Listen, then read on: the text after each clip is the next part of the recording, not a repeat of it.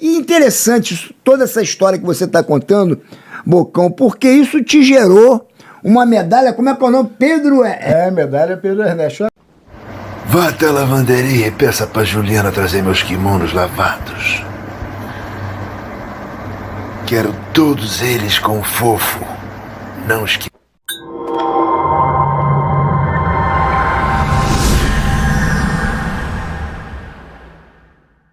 E aí eu não vi. Aí encontrei Antônio Ricardo na praia e ele fala, não sei o que, eu tenho um canal. Não, eu falei assim, pô, eu tenho um canal. Eu falei, pô, como é que vocês não têm um programa de luta lá, rapaz? Um negócio que o esporte que mais cresce no mundo hoje é a luta, vocês não tem um... Aí ele, porra, tem um canal. Eu nem me lembrava que tinha um canal. Conclusão, Você foi lá em São Cristóvão? Não, eu trabalhei lá, depois eu trabalhei lá, trabalhei um ano no... Antes do canal se transformar em luta? De artes marciais, né? Não, eu entrei lá quando virou arte marcial. Tá.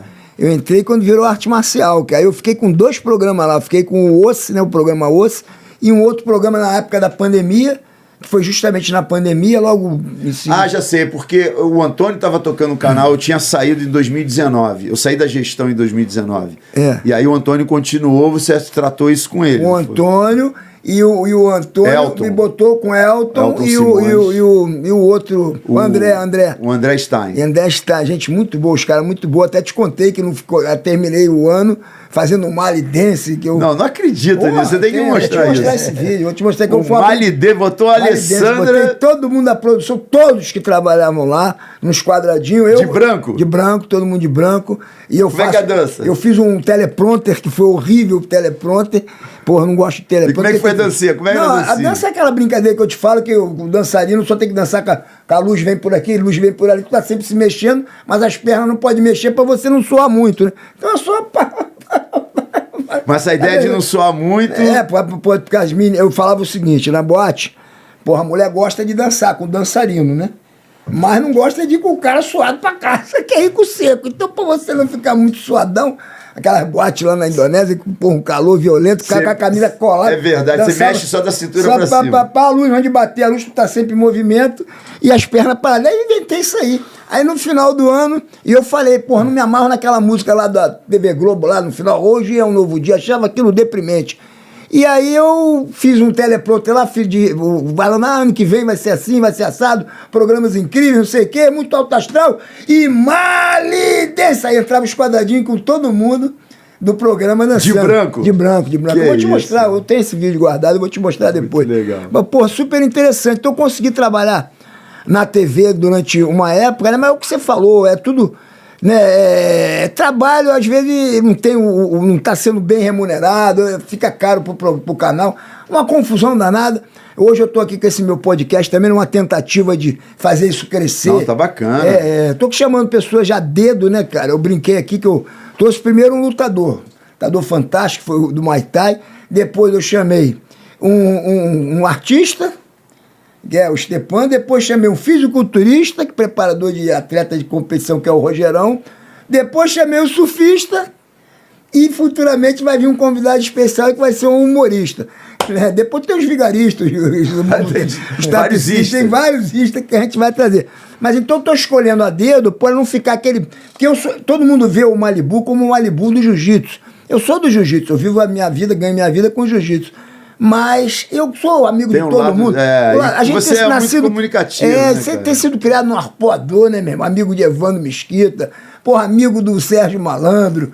Aqui eu os considero Hollywood do Brasil. É Rio de Janeiro, Rio de Janeiro, São Paulo. Você encontra, pelo menos no Rio, tu encontra todo mundo. Você falou 2 caras que você tem que trazer, Evandro Mesquita e Sérgio Malandro. Tô tentando. O Sérgio Malandro, ele fala uma coisa muito engraçada, que ele fala, nós fomos os errados que deram certo. E é a maior verdade, né, cara? Ele tava na praia e tal, eu estudei com ele no Padre Antônio Vieira, quer dizer, todo mundo deu certo, o André De Biasi também virou, porra, fez um programa, um filme Menino do Rio, ator, né, novela e tal. Então acabou que todo mundo se deu bem, né, cara? Uma época bonita, o pessoal era muito bonito, os surfistas, né? Foi logo na transição da madeira pra fibra. Isso. Né? Aí conheci o Bocão, hoje, porra, tem muita história, nós vamos conversar sobre isso. Mas foi logo no comecinho, né? Pia, arpoador. Conta isso pra nós aí, Bocão. Cara, aquele começo foi muito, muito bacana, porque era tudo muito novo, romântico, exótico, né? Eu me lembro que a primeira vez que eu vi um surfista em Copacabana, eu achei que ele parecia um ser de outro planeta.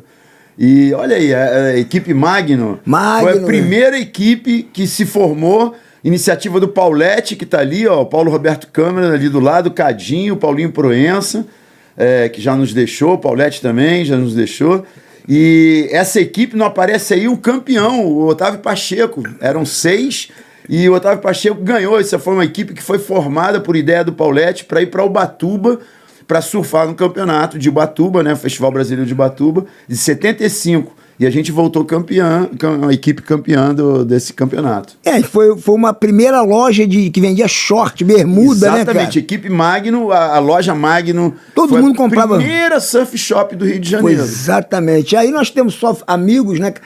Você não sabe, mas a prancha que eu aprendi a ficar em pé, comprei do Paulete. É mesmo? Eu tinha comprado uma mini model do Ciro, se eu não me engano. Ciro. Porra, não consegui aprender com aquela. Isso eu devia ter 12 ou 13 anos. Aí comprou uma maiorzinha. Aí comprei, com 12, 13 anos, eu tinha 2 pranchas. E eu era trouxão, né? Eu era pele meio da turma. O nego pegava minhas pranchas, porque eu caía, não tinha cordinha naquela. Não era só você, cara, que a minha prancha não tinha cordinha, ela ia pra beira, o Petit pegava, aí demorava a entregar. Quem pegava bem ficava com a prancha, né? Quem caía da prancha perdia a prancha, literalmente. Porque tinha que esperar. O outro cara que fazia muito isso era o João, o irmão do Cauli, que pegava muito bem. E ele pegava a minha prancha e ficava. Até ele cair da prancha, eu não resgatava a minha própria prancha. Então, foi uma época. O Paulo Proença também, que tá contigo ali também. Pô, tive o prazer de morar com ele lá em Bali, né? E no Havaí também, comecei a ficar amigo dele no Havaí. Rara. Pô, só figurão. O Cadinho também, eu me lembro que depois ele passou por uns perrengues aí, eu consegui ficar amigo dele também, ajudar ele com os conselhos que eu dei na época, através do jiu-jitsu. Muito bom surfista e fez, na época, um dos pioneiros de fabricação de skate e de rodinha de uretano. Foi o Cadinho, cara. Tá morando em Miami, se eu não me engano agora. Gente muito boa. O Paulete já se foi, que você falou. Paulo Proença se foi, mas nós estamos aqui, né, Bocão? Isso. E o que tu lembra disso aí? Arpoador, pia... Tu lembra do Pia, cara? Poxa, eu assim... olha aí, olha lá você. Você tá todo organizado aí na tua produção, hein? Essa prancha é uma Lavilla 7.5, olha como é que são as coisas. Lavilla, pra quem não sabe, veio do Peru. Do Peru, do Ivan Sardá, que era um surdo mudo, que nem o Mudinho, né? Um shaper. E eu fui a primeira vez que eu fui pro Peru em 72, eu trouxe essa prancha que eu não sabia nem que era uma GAN. GAN é uma prancha mais estreita, maiorzinha, para ondas maiores. Mas ela era tão boa que ela funcionava nos mares assim de 2 metros. Esse é um pier clássico, né? Tem muita gente que diz, o pier não tinha onda boa. Tá aí, ó, não tinha não, né? Olha só essa onda. Totalmente aberta, parede. Era perfeito. Era perfeito. Eu morava na Joaquim Nabuco, cheguei a dormir na praia pra ser o primeiro a cair na água. Não é? Porra, sabe que eu tô morando na Joaquim Nabuco, eu sei, pertinho de onde eu morava, 2 prédios do lado. Na verdade, eu tô há 1 ano e pouco tô morando em Garopaba por conta da Surfland, né? Verdade. Me mudei pra lá. Uma piscina de onda, né? Piscina de ondas artificiais que tá saindo agora em novembro, ficando pronto, maravilha. Não, Garopaba, eu fui lá agora, fiz um projeto maravilhoso. Legal, e aí eu tô pela primeira vez, 35 anos de casado, que eu fiz com a Luciana nesse último domingo. Pela primeira vez nós estamos morando assim um pouco meio a meio. Eu moro mais em Garopaba e um pouco no Rio, ela mora mais no Rio e um pouco em Garopaba. E é bom que dá uma saudade, né? Quando encontra. Isso é verdade. Pô, me lembro, Luciana, muito gente fina também, conheço das 35 anos, né, cara? 35 anos de casado, né, cara? E aí você me perguntou o que eu lembro do Pier do Arpoador, cara. Eu fui um dos primeiros, assim, não me vangloriando, mas fui um dos primeiros a e olhar o pier, porque quando ele começou, essas pilastras, 1971 para 72, quando as pilastras começaram a ser erguidas, elas foram erguidas para colocar um negócio de duto, um emissário submarino para vencer a arrebentação. As máquinas eles sabiam que as máquinas iam ter dificuldade, então eles construíram o pier para dar sustentação, para tirar a areia de baixo e colocar essa tubulação. E aí depois, não sei se você lembra, tinha uma plataforma que ia mudando, porque ela continuava a construir essa tubulação, uma tubulação de 5 quilômetros, que ia jogar um esgoto tratado lá fora, que até hoje tá até hoje lá. Hoje você não vê mais o pier, mas as caixas de concreto lá embaixo estão ali. Elas estão ali. Que é entre a Farm de Amoedo e a Teixeira. É isso, exatamente. Entre a Teixeira de Melo e a Farm de Amoedo. E quando eles começaram a construir as pilastras, eu já tinha aquela visão de revista americana dos pias da Califórnia, né? Eu falei, cara... A Surf e Surfing. As duas aquelas revistas duas revistas americanas, né? E era claro pra gente, com o tempo a gente começou a ler, que o pier, tanto de concreto quanto de ferro, não importa, ele ajudava a reter a areia. Olha lá você. Ó, a cavada, ó o cabelo. Um molecão aí. Né? Um molecão. Já tem o quê? 16 anos. 16 anos, 17. É uma cavada boa aí Então, pra época, né? E aí a gente sabia que toda construção ajudava a reter areia. E quando juntava um pouco de areia, ajudava no fundo. Claro. Aí eu me lembro um dia, eu saí do arpoador e falei, vou dar uma olhada nesse pier. Ver se tem alguma onda boa ali do lado. Então quer dizer que tu foi o pioneiro ali? Não, eu fui um dos primeiros. Não vou dizer que eu fui... Mas eu me lembro que eu fui um dos primeiros a chegar e voltar para o arpoador para falar com a...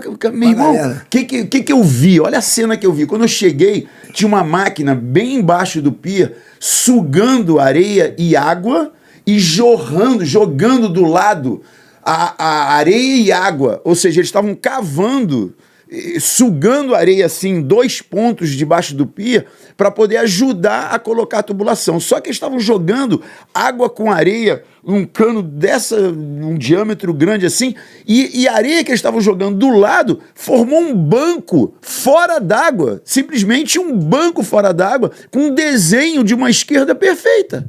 Aí eu cheguei no arpoador e falei, meu irmão, estou jogando areia do lado, tá fazendo um afundo lá. Aí começou, isso eu posso falar, foi a nossa geração, que ainda era de moleques, né? Tinha 2 gerações acima da nossa, a sua era meia geração abaixo, mas a minha tinha ali de 16 anos, 15 anos. Quem era acima de você?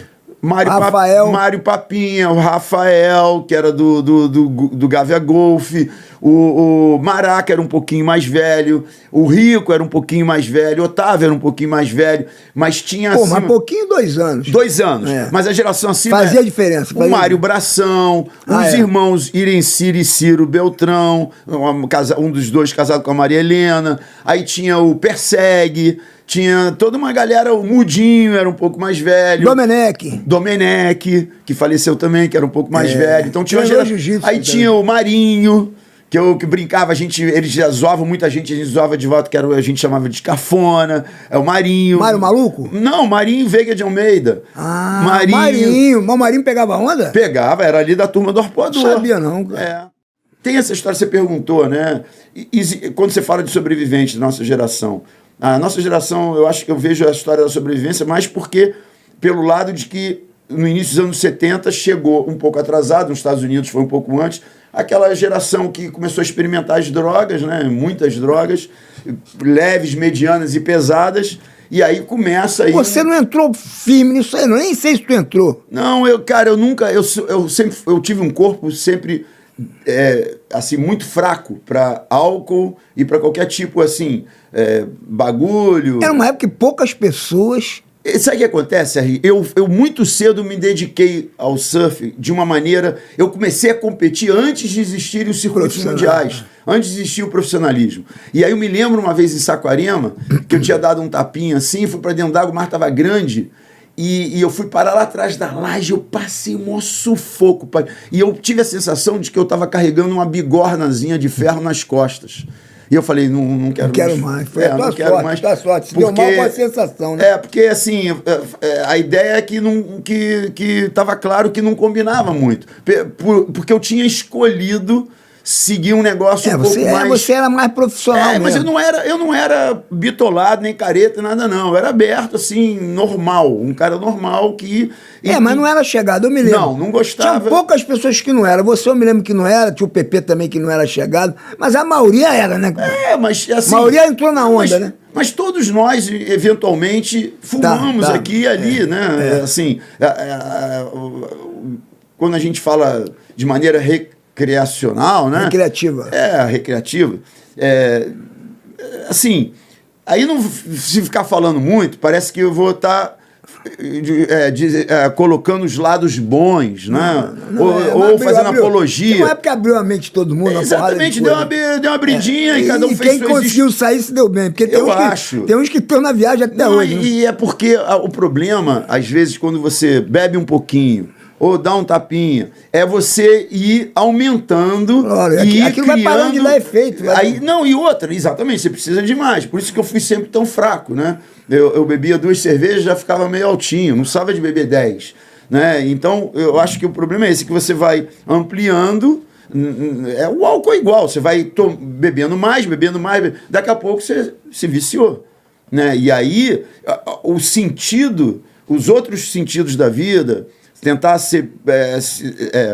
vencer profissionalmente, até porque se não for filho de milionário, e mesmo que for, né, você deveria fazer a sua vida, para você poder trabalhar, ganhar seu dinheiro, criar uma família, que normalmente é o que todo mundo busca, ajudar a sustentar a família, não combina com essas outras coisas. Não combina. Porque se você usa de maneira recreativa, uma vez ou outra, toma uma cervejinha, toma um vinho, que eu adoro, e de leve, é um complemento na sua vida. A partir do momento que aquilo vira um objetivo, você tem que fazer. Deus que me dá horrível, né?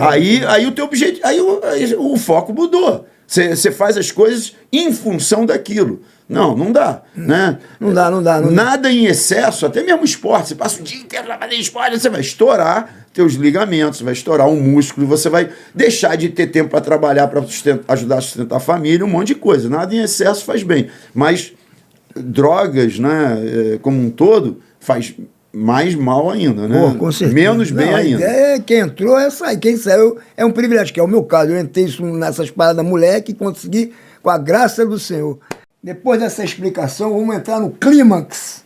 No clímax desse convite, que foi a tua façanha de pegar aos 68 anos uma onda de 60 pés, pode ser? É o que estão falando, né? 50, 60 pés. Caraca, eu usei o que, na época, caras que eu considero, né? Paulo Moura, o próprio Alemão de Maresias, o Vini. Conta essa história. Santos. Eu já ouvi a história, mas olha só.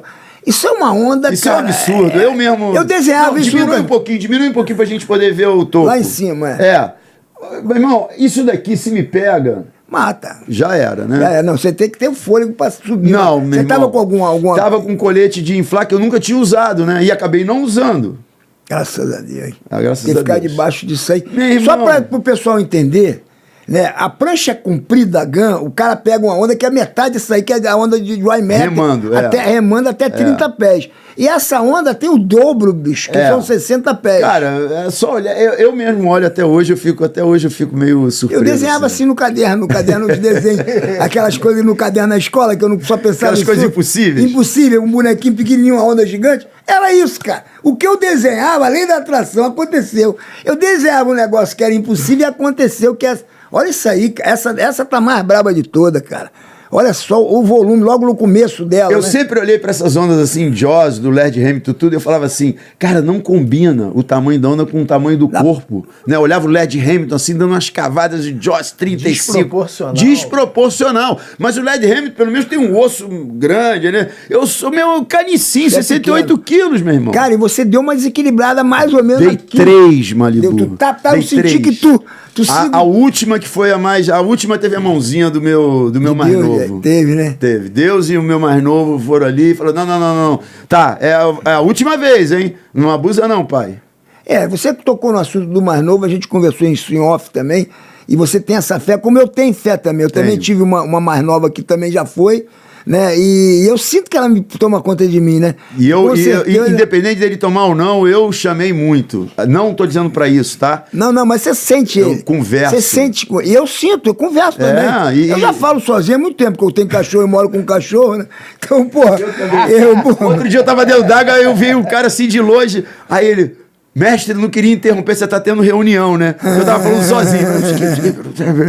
Não, você ficou igual o Broca. O Broca já fala sozinho há mais tempo. Ele passava do outro lado da rua, antes de qualquer coisa que ele ia fazer, ele mesmo testava antes, né? E eu converso com a minha filha, que eu sinto uma proteção, que é o que você falou. Eu me lembro o nome dele era Vitor, né? Foi chocante, porque era um moleque aparentemente 100% saudável. No meu caso, a minha filha era especial. Então teve o lance do alívio também dela, da família, que era difícil, né? Porra, a menininha não tinha problema, mas o teu não. O teu, eu me lembro dele dentro d'água. Primeiro Acordar e última a dormir. Ô, moleque, eu me lembro Marrentinho, quando eu às tava vezes. brincando com alguma coisa na água, aí eu peguei e joguei. Quando eu joguei, acertou nele, cara, acertou. Acho que na cabeça, meu irmão, ele fez uma cara que eu nunca mais me esqueci, ficou puto comigo. Eu, desculpa, Bocão, desculpa.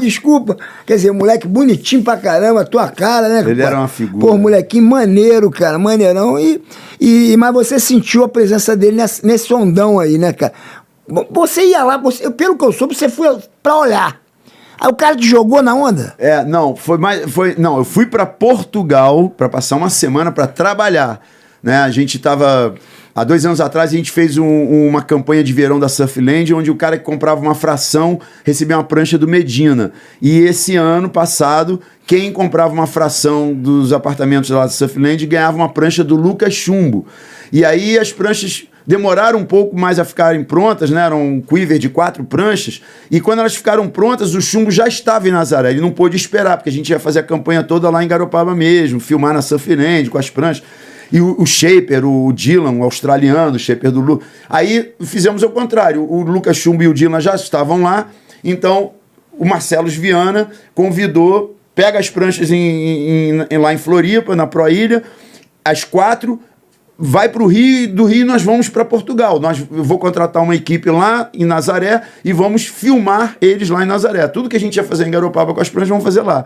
Então eu tava lá a trabalho, eu até perguntei, Marcelo, tu vai levar a prancha? Vou, claro. Surfar ericeira, surfar peniche. Eu falei, então tá, que tamanho? Uma 6,4, uma 5,10, então tá bom. Pensando em pegar onda pequena, né? Pequena e média, né? Tudo bem. Então eu levei uma 6,6 e uma 5,10. Vamos 6,6 é pra média? Pra média. Pô, pra mim era maior quando era moleque, era uma 6,10. Não, mas é porque essa 6,6 eu fiz com bastante litragem, de propósito, mais curta e mais litragem.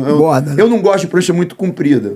Então, para você ter uma prancha que flutue, que possa ficar de igual para igual no mar maior, de uns 6, 8 pés, eu de vez em quando faço isso. 6,8 com 6,6? 6,6. Não, tranquilo. Peguei um coxos, cara, pô, nessa viagem. Enfim, aí nós levamos 2 pranchas normais, né? E estávamos no segundo dia em Lisboa, ainda estávamos em Lisboa. A produção com o Lucas Chumbo ia ser no final daquela semana, dos 7 dias. Só nos 2 últimos dias a equipe estava esperando, já a gente todo marcado para fazer. Só que no segundo dia, não tinha nem passado 2 dias ainda, segunda tarde, eu recebo uma mensagem no WhatsApp. Que tava quebrando Nazaré. Eu fui lá agora, né? Aí o Chumbo, assim, mandou uma mensagem maneira, falou, aí, ídolo... No meio do oceano, né? Não, e ele falou assim, ídolo, amanhã Nazaré vai estar 30 pés liso, épico, perfeito para sua primeira vez. Foi só isso que ele mandou. Aí eu gelei, né? Porque... Não, é assustador. Não, assustador, né, meu irmão? Não, da onde você sai com jet ski, é tranquilo, você sai lá na beirinha. Mas quando chega naquele marzão, lá depois do farol... Meu irmão, Nossa, e outra, eu nunca tinha surfado. Uma energia ali, né? Só que eu já tinha ido ver lá de cima, que nem você foi ver.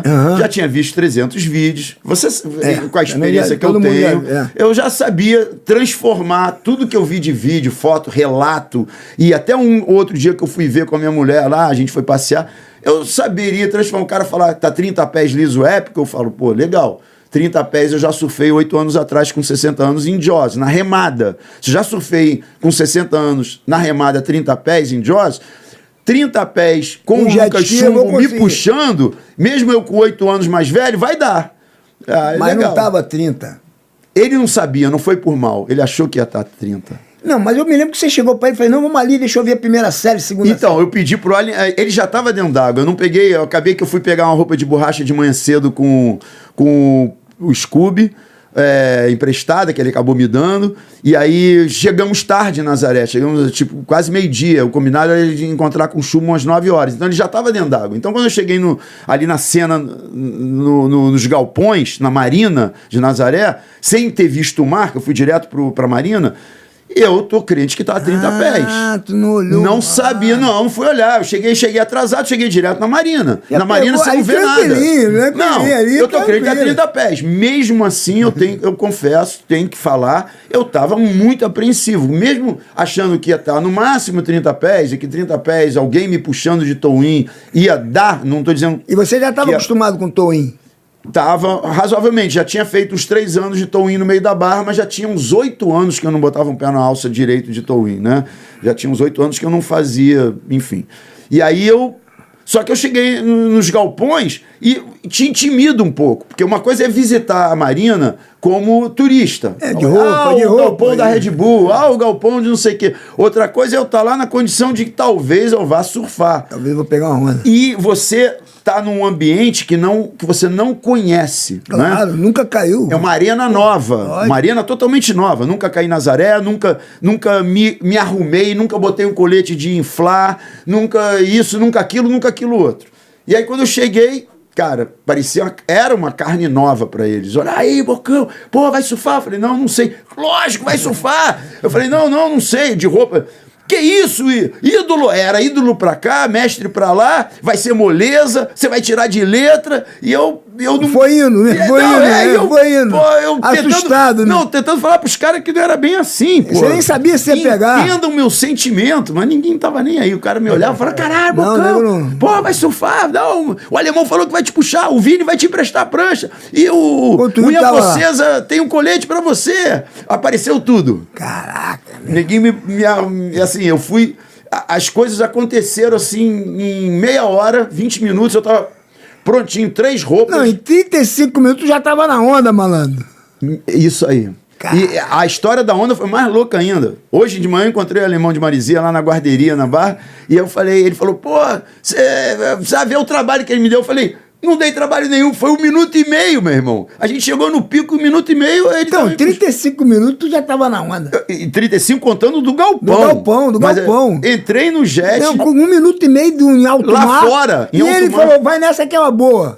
Não, ele, na verdade, a gente chegou no pico. Ele no jet dele, eu no jet do Vini. O Vini com as 2 pranchas, queria me emprestar a prancha e o alemão ia me puxar. Chegaram os 2 jets, ele falou com um, falou com o outro, virou pra mim e falou... Pula pro meu jet. Eu pulei, sentei atrás dele, porque eu achei que ele ia me ia passear. Eu pedi pra olhar umas 2 séries. Lógico, ele falou assim, não, senta de lado. Aí eu, caramba. Senta de lado já pra pular. Senta de lado, ele falou, joga a prancha, Vini. Aí o Vini jogou a prancha, aí eu comecei a pensar, pô, cadê as 2 séries que eu pedi pra ver? Aí jogou a prancha, ele bota o pé na alça, vê se tá boa. Eu botei, vamos dar uma volta. Aí eu falei, joga na água, pega na corda, vamos dar uma volta. Só que assim que eu me joguei na água, eu pulei na corda, e ele levantou, e ela começou a andar, ele falou, tá vindo uma série. Caramba. Aí começou a fazer a curva. Aí eu falei, não acredito que o cara já vai me jogar numa onda. Tão rápido. 1 minuto e meio. Deixou tu pensar, mas foi bom. Foi bom. Foi bom porque tu não teve tempo pra pensar. Se eu visse as séries, meu irmão... Tu não ia, eu não sei se eu ia. Não ia. Ele virou e falou, tá vindo a série. Aí eu... Tava vindo uma série, eu pensei comigo mesmo, eu falei, não acredito, o cara não vai jogar não, no mar enorme. Não, se você olhar muito... Não, o mar enorme, Malibu, o mar tava enorme. O mar tava enorme. Aí o cara falou assim, segunda! E eu não escutei direito, né? Ele já tava fazendo a curva. Não. Quando ele falou, tá vindo uma série... tá vindo uma série. Aí eu, caramba, aí veio um bump, né? A primeira onda da série. Aí ele falou, segunda. Aí quando a gente passou essa primeira, cara, atrás, parecia um Himalaia vindo assim, um Himalaia andando. Porque a segunda era muito grande, era a segunda que ele falou, segunda, e eu... Você foi na segunda? Ele foi a gente vai não que o cara manda. Claro. É ele que manda. Né? O cara que tá puxando, ele que identificou a segunda, falou que era a segunda, fez a curva, quando eu tava no meio da curva eu falei, direita ou esquerda, que eu não sabia nem se era pra ir pra direita ou pra esquerda. Porque tem pros 2 lados. Tem pros 2 lados, e normalmente, muitas vezes vai pra esquerda, né? Direita ou esquerda, aí ele respondeu e eu não escutei. E você foi pro teu lado. Não, e aí eu berrei, direita ou esquerda, porra? Aí ele, direita! Aí eu escutei, só que aí ele já tava quase que me largando. Que adrenalina, hein, meu irmão? Meu irmão, soltei a corda. Parecia que eu tava indo pra um calabouço. Não, tu saiu da água, eu me lembro. Igual a criança quando acaba de tomar um susto, né? Mas meu irmão, você também foi pra Peru. Foi a prancha que você falou, que você trouxe lá. Eu fui pro Peru muito cedo, né? Que ano? Foi 72, eu tinha 16 para 17 anos. E eu fico bobo hoje em dia, imaginar meu filho com 16 anos falando assim, vou pro Peru, pai. Eu não sei não se... Ia deixar. Não, é outra época. Eu fui pro Sul também, eu fui tudo, viajei desde pequenininho, vivia na rua. Hoje em dia, crianças de 15 anos estão em casa ainda. Não, a gente eu fui com 17, né, 16 para 17, em 72, comecei em 72, foi 1º de janeiro, só voltei dia 15 de março. Fiquei 2 meses e meio. Que isso era pouco naquela época, né? A gente, quando era mulher, queria mas ficar assim, um ano, eu né? aproveitei as férias de verão, né? Tinha que voltar correndo pro colégio na segunda semana de março. Eu não gostava de estudar, eu realmente gostava de surf mesmo. E eu comecei a pegar onda no sul do Brasil. Falei que eu comecei não, comecei a pegar onda no Rio. Mas eu comecei a surfar pegar onda, a saber pegar no sul do Brasil. Mas naquela época que os cariocas foram para Ibituba, assim? Eu fui para Ibituba várias vezes, antes dos 18 anos, e não fui para o Peru, né, cara? A minha primeira viagem internacional foi para o Havaí, né? Mas o sul do Brasil, que é você tá agora em Garopaba, com essa piscina aí de surf, mas, porra, no sul do Brasil, em Garopaba, naquela área ali, tem altas ondas. Tem altas ondas, mas a ideia da piscina, porque, quer dizer, a piscina é a joia da coroa de um empreendimento que tem 280 apartamentos em prédiozinhos de 2 andares, tem todo um complexo esportivo de quadras de tênis, beach tênis, futebol, com grama sintética. Mas é o que? Um hotel? É um clube resort. Você aluga? Depende, né? Você pode pode ser chegar comprar lá, também. Não, você vai poder entrar que nem se fosse um Beto Carreiro dos esportes de ação, só que assim, outra pegada, né? Você pode entrar pagando ingresso como day user, ainda não está pronto. Você vai poder entrar pagando ingresso como day user, passar o dia no Clube Resort, ou comprar uma fração que já das 5 mil que foram colocadas à venda, já vendeu umas 4.400, está um pouco na reta final da venda dessas frações. E eu digo frações é porque cada apartamento é vendido para 26 pessoas. Cada pessoa, eu, por exemplo, tenho uma fração. Eu tenho 14 dias por ano, 2 semanas por ano de um apartamento a vida inteira, vitalício. Então, legal, um apartamento... Então é lá que a gente vai, né, Luizão? Já sabemos, 14 dias. Quando ele não puder ir, vai um de nós. Né? Pelo menos uns 5zinhos, 3. 2 dias pra levar a patroa, né, cara? Vai ser lógico, vai ser... Luizão, conhece essa fera? Claro. Quem conhece não onde? Você era do Leblon, que a gente sabe que tu era do Leblon. Então, ele era de Copa, ele não falou, mas era de Copa. Não falei, eu sou de Figueiredo Magalhães. Rapaz, nasceu na Figueiredo Magalhães. Sou contemporâneo do Júnior, do Capitão Júnior. Na época do Juventus, futebol de areia. O time, o Juventus era do posto 4, em frente a Figueiredo, ali do Camões. Né? Aí tinha o posto 5, que era o time de futebol de areia do posto 5, era o Dínamo, que o técnico era o Tião Macalé, aquele humorista da Globo. E aí tinha o Lá Vai Bola, enfim, não sei, você é novo, mesmo sendo um pouco mais novo que eu, acho que você não pegou essa época do futebol de areia, de 11 na linha. Não, era uma cena forte no Rio de Janeiro, porque tanto do Leme até o Leblon tinha, a cada posto tinha um time. Não, Ipanema não. Ipanema tinha também, claro. Qual? Cara, eu não lembro os nomes, mas me lembro que a gente jogou bola no Arpoador. Não, tô falando, a gente jogou bola no Arpoador, a gente jogou bola no Pier, futebol bom no Arpoador, inclusive. Porra, eu joguei muito. Final de tarde ali, mas essa cena anterior... O Júnior, inclusive, jogou um dia lá. Então, década de 60, uma cena de futebol de campo, com juiz, com bandeirinha, com público na calçada, time de 11 contra 11. Na areia. Só que futebol de areia. Foi curto, porque eu entrei no Juventus como infanto juvenil, a camisa era azul clarinha e branca, e rapidinho comecei a pegar onda e abandonei, né? Você foi pro sul, ainda bem, né, cara? E interessante toda essa história que você está contando, Bocão, porque isso te gerou uma medalha, como é que é o nome? Medalha Pedro Ernesto. Eu estava até comentando hoje com o Malibu vindo no carro, a gente estava falando, é bacana quando se concede uma honraria a uma pessoa em vida, né, cara? Porque hoje em dia a gente vê tanta... o cara morreu, vamos prestar homenagem. Não, bacana isso aí, foi emocionante. É uma iniciativa honraria do vereador Marcelo Arara. O Otávio Pacheco, que era o outro patrocinado na época da Magno. Fera bravo. O Arara é um camarada do jiu-jitsu também, ajuda muito. Faixa preta, né? Eu sei disso. Fez. Acho que é grossíssimo. E é legal isso, que é uma honraria concedida a quem se destaca, né, pelos vereadores, né? Na cidade ou até internacionalmente. Ele falou que tinha que colocar em votação, né? Isso. E é votado e realmente aceitaram. Acho, mais merecidíssimo e bacana essa homenagem prestada em vida, uma honraria. Eu recebi uma comenda dessa. Eu fiquei muito emocionado. Poucos e, é emocionante. O Alberto Pessegueiro, que eu convidei para fazer parte da mesa, me senti muito honrado de lidar com a presença dele. Campeão mundial de ondas grandes 2 vezes, o Carlos Burli. Meu filho, que sentou na mesa também, a Ana Laura. vice-secretário de esportes do Rio de Janeiro, o Bruno Bocaiúva, que é um monstro da comunicação. Eu quis chamar 2 caras da comunicação, né, o Bruno e o Alberto, e o Marcelo Arara. Esse é o pessoal que ficou na mesa. O Bruno ficou feliz, né? A ideia da mesa é 3 de cada lado e falar um pouco da vida do homenageado, né? E aí imagina, assim, pô, o Alberto é um dos caras mais importantes da televisão por assinatura do mundo. Eu sei, é verdade. Né? E o Bruno é um cara que trabalhou, nós trabalhamos juntos mais de 25 anos. Desde lá de trás, da época do Sport Quase TV. que eu fiz o meu programa com ele, mas aí botaram o outro garoto lá, o Marcelo, acho, né?